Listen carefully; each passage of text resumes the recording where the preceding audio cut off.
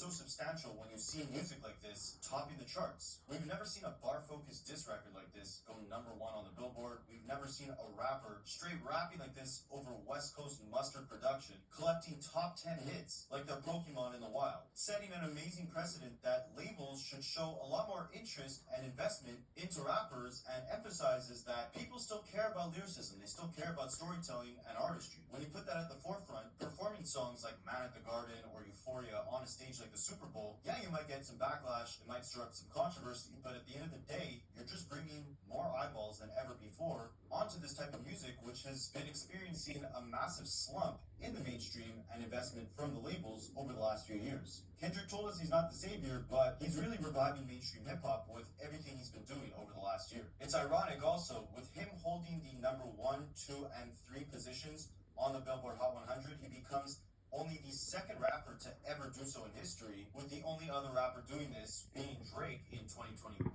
charting What's Next at #1, Wants and Needs at #2, and Lemon Pepper Freestyle at #3. Also, with Not Like Us going back to the #1 spot on the Billboard charts in its 30th week, that song now earns the longest gap between weeks at the #1 spot on the Hot 100 for a non-holiday song in this entire century. To put that in simpler terms, because of the way we consume music now with streaming, it makes it a lot easier for songs to shoot back up to #1 long after they were released. That's why during the holidays, when everyone's listening to Christmas music, all the Christmas music now shoots back up to the top of the charts because everyone's streaming it, and streams is how we calculate chart positions. But aside from those holiday songs, we never usually see a song that had previously been at #1 on the charts come back months or years later and go back to #1 on the charts. Kendrick and Not Like Us is the first song to do this in this entire century. Oh, and then some more OVO conspiracies. His fans were claiming that his name was removed from his album with Party Next Door, and you only saw it being an album by Party Next Door. And stuff like this is just a glitch in the system, right? Like, if you go look up that album right now, you'll see both Drake and Party Next Door's name. Stuff like this happens. It's not some sort of elaborate plan to eliminate Drake. Apple Music was literally tweeting out links to the album saying that it broke the record for biggest streaming day for an R&B album on their platform in history. I have Apple Music. Their faces were all over the platform for this whole week. There's no conspiracy going on. But they don't even know which platform to be more mad at, Spotify or Apple Music, because his numbers just haven't been great at both. Obviously, he mentioned Spotify in his defamation lawsuit against UMG, so that's the platform that the OVOs chose to attack and make excuses for Drake flopping. But then you look at the Apple Music charts, and the only songs blocking Drake's new album from hitting the #1 are Luther or Not Like Us. So it's like, which platform can you be mad at? And what's crazy is if you look at total number of streams for both Drake and Kendrick in 2025, there's a difference of only about 700,000 streams total. Both of them racking up about 250 million streams so far this year. And what's funny is Drake has been the highest selling rapper for the last 10 years. If Kendrick continues on this pace, especially if he drops a second album, which he's been hinting at, he very well might break Drake's 10-year record of being the most consumed rapper every single year, and again, just marking that massive shift that we're seeing within the direction of hip-hop. But yeah, this has been a rough week for the OVOs, with them threatening lawsuits just like their commander-in-chief every day, threatening new Twitter users with lawsuits. Even this parody account, Daily Noid, which I actually got tricked by because they had posted a fake screenshot of Party Next Door's Instagram and claimed that he said that, his new album with Drake is something to have sex to and not to analyze. He never said that. This is a troll account. So they also tweeted out saying, Drake is reportedly upset about Kendrick being the first rapper to reach 100 million listeners on Spotify. And an OVO tweeted out, you can delete this, but still sending it to his legal team. Have the day you deserve. It's a sad day when you think about the fact that Drake has made suing cool and acceptable to his fans. But again, Kendrick's monthly listeners just keep rising even with Drake's new album on the charts, as he's collecting about 1.3 million new monthly listeners per day, while Drake is only getting about 40% of that with 500K new monthly listeners per day. And they're all saying, oh, Kendrick's only breaking records on Spotify, not Apple Music. Well, take a look at this. Kendrick Lamar has been the only artist to spend 4 months at #1 on the US Apple Music chart in 2024. Not Like Us became the longest running song at #1 on US Apple Music this decade with 97 days at #1. It was also the longest running song at #1 on the global Apple Music chart this decade with 87 days. It was #1 in 55 countries. GNX occupied the entire top 12 of the US Apple Music when it first released. Unlike Drake's new album, it was number one in 112 countries, the second longest running rap album at number one on worldwide Apple Music albums chart with 40 days, and the fourth longest running rap album at number one on US Apple Music with 33 days. So, OV host, who are you going to sue, Spotify or Apple Music? Because Kendrick is breaking records on both platforms. Even in its 12th week of release, GNX is still getting more daily streams than Drake's new album just 4 days after it came out, with GNX getting 25.1 million streams per day, and Some Sexy Sleepy Songs only getting 24.8 million streams per day. On a side note, it'd be crazy if GNX in its 12th week outsold Drake's new album in its first week, but that likely won't happen. We'll touch on that shortly. But some more poetic justice, no pun intended, Kendrick's Super Bowl halftime performance has more views on YouTube than the song that started it all, the song where Drake and J. Cole proclaimed that their link-up was as big as the Super Bowl. Kendrick's Super Bowl halftime performance now has more views on YouTube than Drake and J. Cole's first-person shooter music video on YouTube, and that was released over a year ago. And of course, the OB Hoes are also mad at Apple Music for promoting the Super Bowl halftime performance, even though it was an Apple Music Super Bowl halftime performance. They did the same thing for Usher, all the other Super Bowl halftime shows that they hosted. Not everything is some grand conspiracy, OB Hoes, but after a long 4 days of fighting, threatening lawsuits, raging at all these streaming platforms over Twitter, the OB Hoes can finally rest peacefully because the first week album numbers, or predictions I should say, came in for Drake and Party Next Door, and they're actually not predicted to have such a bad first week. They're projected to sell 250,000 units in the first week, with 28,000 of those coming from physical sales, so anything from buying it on iTunes to buying the CD or buying the vinyl, and around 222,000 of those coming from streams on Spotify and Apple Music, the same places that they claimed were conspiring against Drake. So clap it up, OVOs. All your whining on Twitter finally paid off. This is a W, in my opinion. This is a W. I was wrong because in a video from a couple days ago, I had told you guys that my predictions were this album was not going to sell more than 150 to 210,000 copies, just based off the few numbers that we had seen, because, again, GNX was outperforming it on Spotify just 4 days after it came out. But my numbers ended up being off by about 40,000. This is what I do. I have this knack for predicting numbers. I could be very off. This is literally me just going off the top of my head, but I don't see this Drake and Party album selling more than 210,000 copies in the first week. I'd say it's anywhere from 160 to 210. This would mark Drake's lowest selling first week of all time. So if the first week predictions do come out as I'm editing this video, I'll throw in a little commentary right here. Now, did he get Ja Ruled? It's tough to say, right? Because during the height of the 50 Cent and Ja Rule beef, Ja Rule was still putting out a couple albums and they all performed somewhat decently. Now, there was a big slump between his projects that were released at the height of his popularity versus the ones that were released at the height of his tensions between 50 Cent and Eminem. To put it into perspective, 50 Cent was at the height of his career around 2003 when he released Get Rich or Die Trying, and Ja Rule also released an album that year, Blood in My Eye, which even with his beef with 50, it still performed decently, selling 140,000 copies in the first week. He put another album out the next year, 2004, titled Rule, which sold 165,000 copies in the first week. Then it was all downhill from there. Kind of a slow burnout. He was basically selling less and less with each album, and what we're seeing with Drake could mirror the same exact thing, because even by selling 250,000 copies, this is going to mark one of the lowest first week sales of Drake's entire career.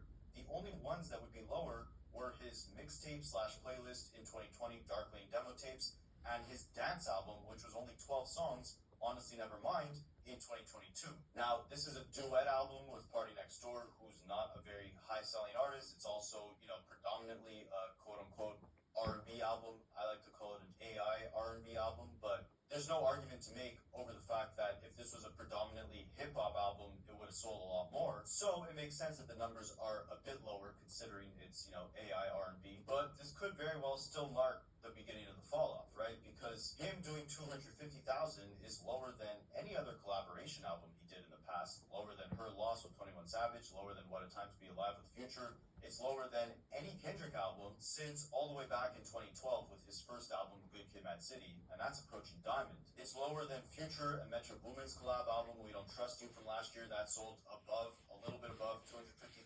GNX did around 320, and that had half the songs, right? You gotta also take into account this album is 21 songs, The more songs on an album, the more streams that the whole album gets, the easier it typically is for an album to have higher sales when there's more songs. GNX only had 12, and it still sold much above this album with 320,000 units in the first week. And if you want to go into conspiracies, it's a little weird to me that Vultures One by Kanye and Ty Dolla $ign opened up with more streams in its first week on Spotify than this new Drake album, but somehow this new Drake album is about to outsell Vultures in the first week. Are Party and Drake skewing the numbers over at Spotify? Should Kanye go ahead and sue them? I don't know, but again, is this a W or an L for Drake? I think it's a combination of both, but I'm more so leaning into it being a W. You gotta show Drake some respect here, okay? Let's look at both sides of the coin. Before all the OV hoes say, oh, this was an album with no promotion, or oh, he got blackballed and he still pulled off these numbers.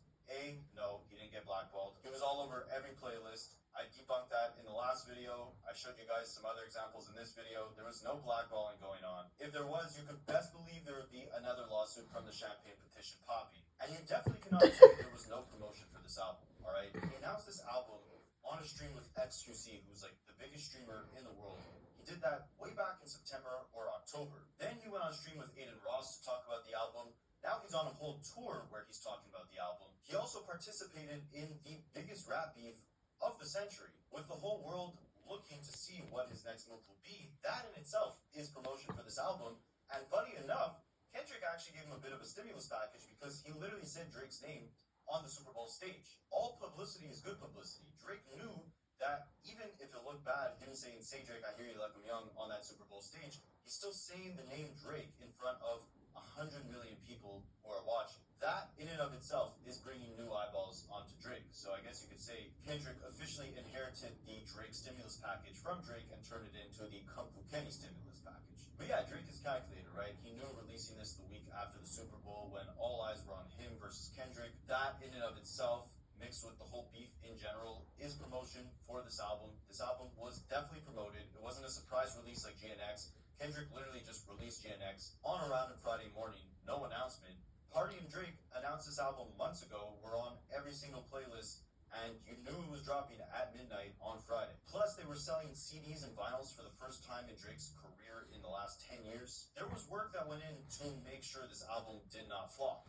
And by all means, it did not. To defend Drake here, again, for the type of project this was, a predominantly R&B album with a couple hip-hop tracks, obviously, again, he still had to talk about the beef on one song, drawing attention to the whole album just based off that one record, and leaving Party Next Door off damn near the biggest hits off this album, like Give Me a Hug and Nokia. Even though this was still a predominantly Drake album, this was still his technically return album since the beef. He still took it in somewhat of an unconventional direction, making it mainly an R&B project, and for it to still sell 250,000 copies in the first week with all that has transpired with the horrible stain Kendrick left on Drake's reputation, 250K is still a very solid first week.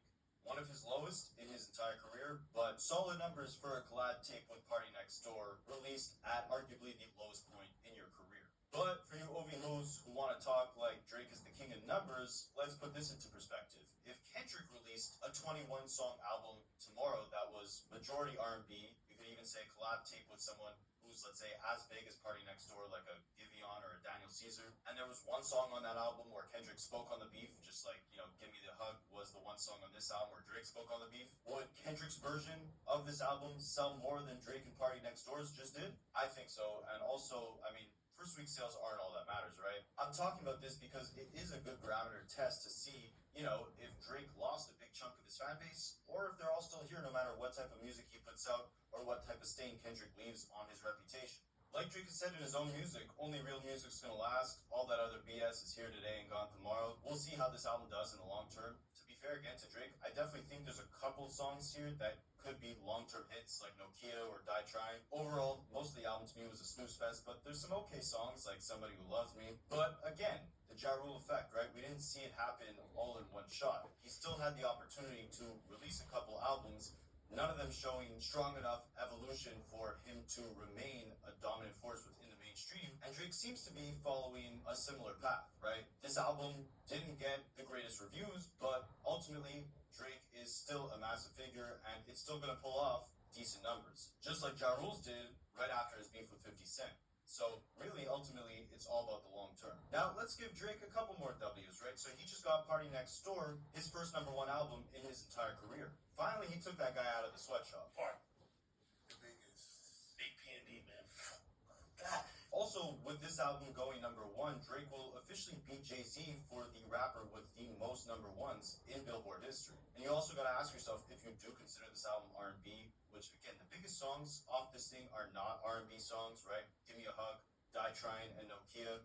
One is a Taylor Swift knockoff song with Die Trying. Nokia is a Brockhampton knockoff, and Give Me a Hug is already kind of falling off the charts. It was polarizing for the first few days because he's talking about the beef and dissing Joe Budden. So all those 3 songs, plus the fact that, this is Drake's first real album after the beef, all of that has helped to pull off solid numbers. But again, to give him some credit, like if you want to consider it an R&B album, R&B albums don't usually perform this well on the charts in their first week. Unless you're The Weeknd, SZA, or Frank Ocean, you're dropping an R&B project, you're not usually selling that much in the first week. Look at Usher and Chris Brown's latest albums. They sold around 40 to 50,000 copies first week. You don't see Sampha heavy on the charts. You don't see Jeremiah heavy on the charts. Jacquees, Trey Songz. I think it's thanks to Drake, honestly, that R&B has really, unfortunately, taken a backseat within the mainstream because Drake kind of made it the standard to, merge hip-hop and R&B together. So that's kind of what we expect, which in turn has kind of fizzled out, traditional R&B from the mainstream. Plus, all the biggest R&B acts today are kind of like pop, alternative R&B hybrids, right? The Weeknd, Frank Ocean, again, SZA. You can't really put them in a box of just strictly R&B. And ultimately, I wonder, right? Because after Thank Me Later came out, Drake was kind of in this weird spot because that album wasn't received the way he wanted it to be. And he actually announced that he'd be doing a strictly R&B album. I'm guessing it's because that was around the time that he first met The Weeknd, who was obviously making groundbreaking Toronto R&B, and who obviously Drake leached a lot of songs off of. So maybe Drake, after discovering that new, dark, moody Toronto R&B sound, decided, okay, this is the right time for me to kind of pivot and make a more R&B sounding project. He never ended up going full force on that, instead giving us Take Care, which was kind of his most R&B sounding project, but not fully R&B, obviously. Most of the R&B sounds and songs from that project coming from his collaborations with The Weeknd. And with this being his real official first R&B full-length project, it makes you think, if Drake actually released a full-length R&B project way back in 2011, 2010 when he initially planned to, when he was still, in better form artistically, would it have sounded a lot better than this, and would it have performed a lot better than this? I don't know. But they're saying GNX was a flop. GNX sold considerably more than this project and had half the amount of songs, making it a lot harder to sell a lot more than this project. There's no denying Kendrick is still #1 when it comes to commercial dominance right now in 2025. The numbers speak for themselves. Oh,